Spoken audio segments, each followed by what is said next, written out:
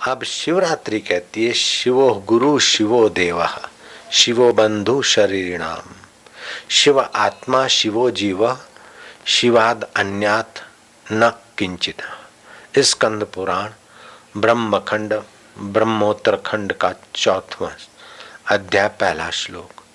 भगवान शिव व आत्मदेव वही शिव गुरु है, शिव ही देवता है। वो चिदाकाश, समझ गए? भूताकाश, चित्ताकाश, चिदाकाश। चिदाकाश ही शिव, सबको ठोर देने वाला। तो भगवान शिव ही गुरु है, शिव ही देवता है, शिव ही प्राणियों के बंधु हैं, शिव ही आत्मा है और शिव ही जीव है। शिव से भिन्न दूसरा कुछ नहीं। तो उस चिदाकाश की सत्ता से भूताकाश, चिदाकाश की सत्ता से महतत्व, महतत्व की सत्ता से प्रकृति, प्रकृति की सत्ता से 5 भूत और 5 भूतों की ये तन मात्रा है। और वो तन मात्रा आपके मन से जुड़ी, स्नेह से हृदय द्रवित होता है, पिघलता है। तो इस समय आपका मन पृथ्वी तन मात्रा से हटकर जल तन मात्रा में है, तभी आप स्नेह और द्रव्यता, पिघलम का एहसास करते हैं। स्नेह भी 2 प्रकार का होता है, एक अंतरस्थ स्नेह और दूसरा बाह्य स्नेह। किसी लवरे को, लवरी को या किसी चीज वस्तु को देखा, उसके लिए स्नेह आया और उसके पीछे ललक लगी, वो आपको बांधने वाला होगा। और परमात्मा की महिमा, परमात्मा का जप, परमात्मा की प्रीति के लिए कर्म करते करते आपको समाज रूपी देवता के लिए स्नेह है, गुरु रूपी प्रकाशक के लिए स्नेह है, सच्चिदानंद प्रभु के लिए स्नेह है, तो वो आपको प्रभुमय बना देगा, ईश्वर से एक कर देगा। कितना ऊंची उपलब्धि है। स्नेह आप कर सकते हैं, लेकिन आप नश्वर को कर रहे कि शाश्वत को, मन को आप मोड़ सकते। बाहर के स्नेह, बाहर की वस्तुओं में जो आसक्ति है, स्नेह बढ़ता है, आसक्ति होती है, वो बांधती है। अपने जीवन में त्याग का सामर्थ्य होना चाहिए। एक दिन ऐसा आएगा कि प्रिय से प्रिय पत्नी, प्रिय से प्रिय पति, प्रिय से प्रिय धन, प्रिय से प्रिय जो भी कहलाने वाले, उसको आप छोड़ना ही पड़ेगा। अरे प्रिय से प्रिय शरीर होता है, पत्नी से भी ज्यादा अपना शरीर प्रिय होता है, पति से भी अपना ज्यादा शरीर प्रिय होता है। कई दृष्टांत है। लवर लवरी दोनों आत्महत्या करके मरेंगे। जब आत्महत्या की दाहकता आई तो लवरी भाग गई, लवर जल के मर गया, लवर डूब के मर गया। ऐसे दृष्टांत हमने देखे सुने। तो अपना शरीर प्रिय है और ये शरीर भी छोड़ना पड़ेगा। तो जितना शरीर में स्नेह होगा उतना मृत्यु का भय और छटपटाट और दोबारा भटकना पड़ेगा प्रेत की नाई उस शरीर में घुसने को। तो जब शरीर जैसे का भी त्याग करना है तो आपके जीवन में त्याग का सामर्थ्य है कि नहीं। इसलिए पर्वों में व्रत कर दो। भोजन तो प्रिय है, कोई निर्जला एकादशी रखते तो जल तो प्रिय है प्राणों के लिए, निर्जला एकादशी। भगवान ने कहा कि मैं दान से, यज्ञ से, व्रत, यज्ञ से, तप से, होम से इतना प्रसन्न नहीं होता हूं जितना शिवरात्रि के व्रत से प्रसन्न होता हूं।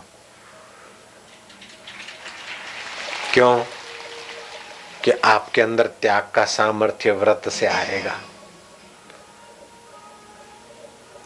त्याग का सामर्थ्य व्रत से आएगा। और ये सीजन, शिवरात्रि की जो सीजन है, अभी की जो सीजन है, वसंत ऋतु है। सर्दियों में जो खाया पचाया उसका जो कफ की प्रधानता से बना रहा कुछ नाड़ियों में, वो द्रवित होगा, थोड़ा पिघलेगा सूर्य के तीखे किरणों से, वो जठरा में आएगा। व्रत रखोगे तो उस इतने सारे ऊर्जा को पचाने का समय मिलेगा जठरा को। नहीं तो वो पचेगा नहीं, रूप पर ठांसते जाओगे तो फिर शरीर टूटेगा, बुखार आएगा। बुखार को दबाने के लिए गोलियां खाई तो वो फिर कफ सूखेगा, कैंसर बनेगा, लीवर खराब करेगा, किडनी खराब करेगा। तो व्रतों के पीछे बड़ा ऊंचा रहस्य है। तो शिवरात्रि का व्रत रखने वाले पर मैं विशेष प्रसन्न होता हूँ कि शरीर तो प्रसन्न रहेगा, शरीर तो स्वस्थ बनेगा, साथ साथ में आपका मन शिव चिंतन करोगे, मंगलकारी चिंतन करोगे, सब में एक भगवान है, तो आपका मन पृथ्वी तन मात्रा, जल तन मात्रा, तेज तन मात्रा, वायु तन मात्रा से उठ के एकदम आकाश तन मात्रा में पहुंच जाएगा। तो पृथ्वी से जल उत्तम, जल से तेज उत्तम, तेज से वायु उत्तम, वायु से आकाश उत्तम।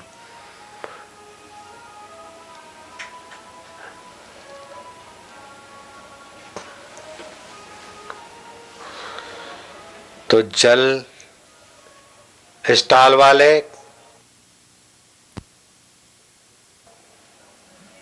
पिघलान, स्नेह अगर नश्वर चीजों में है तो वो दुख देगा, स्नेह अगर शाश्वत अपने आत्मा शिव में है, परमात्मा में है, अपने मन के चंचल होने और दृढ़ होने को जानने वाले में स्नेह है, दृष्टा में, तो आप बाजी जीत लोगे मुक्त होने की। ऐसे ही जल में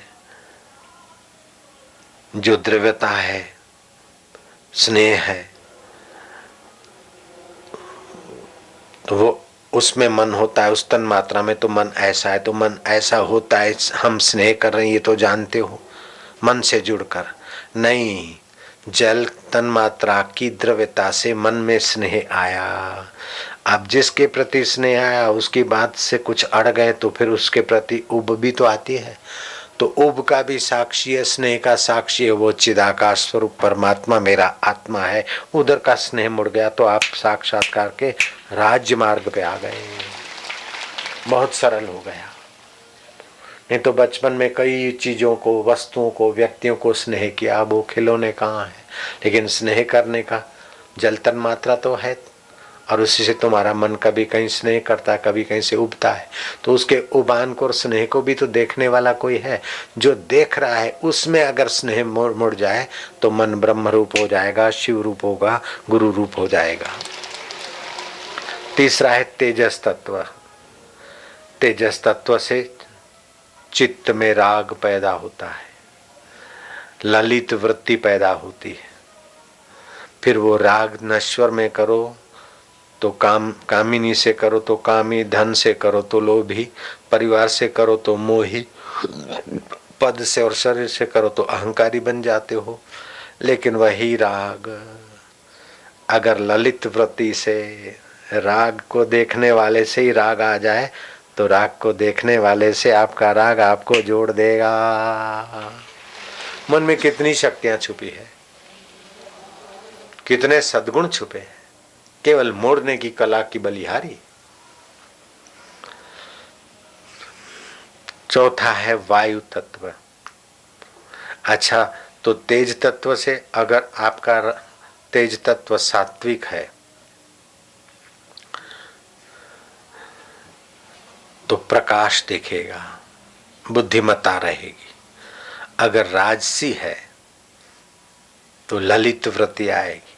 अगर तामसी है तो तेज तत्व के प्रभाव से मन में क्रोध आता है। जब मन में क्रोध आए तो समझ लेना कि तेज तत्व का तमस है। अब इसको मैं सत्ता दूं चाहे इसको देखूं। समझो गाड़ी खड्डे में जा रही है, अब एक्सीलेटर दूं या ब्रेक मारूं मेरे हाथ की बात है, अथवा मोड़ दूं मेरे हाथ की बात है।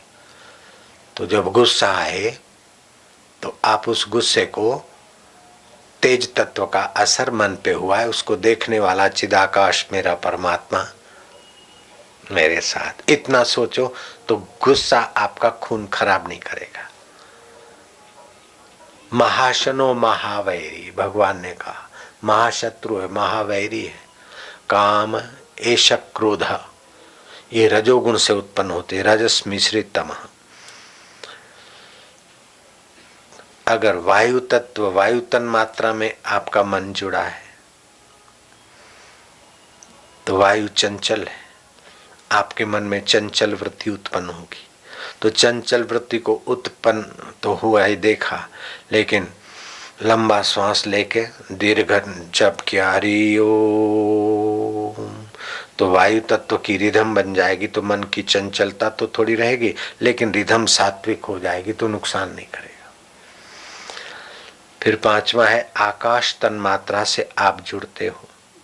मन जब आकाश तन मात्रा से जुड़ता है तो उसे शोक होता है। जैसे आकाश शून्य है, ऐसे तमस, आकाश तत्व की तमस तन मात्रा से मन शोक में शून्य हो गया अथवा मूर्छित हो गए, तभी भी आप जिंदे हैं, मन भी है लेकिन मूर्छित हो गया क्योंकि आकाश का रजस में सो गया है। लेकिन आकाश तत्व का चिंतन करते चिदाकाश का मन शांत हो गया तो आप योगी पुरुष हो गए। कितनी ऊंची बात है।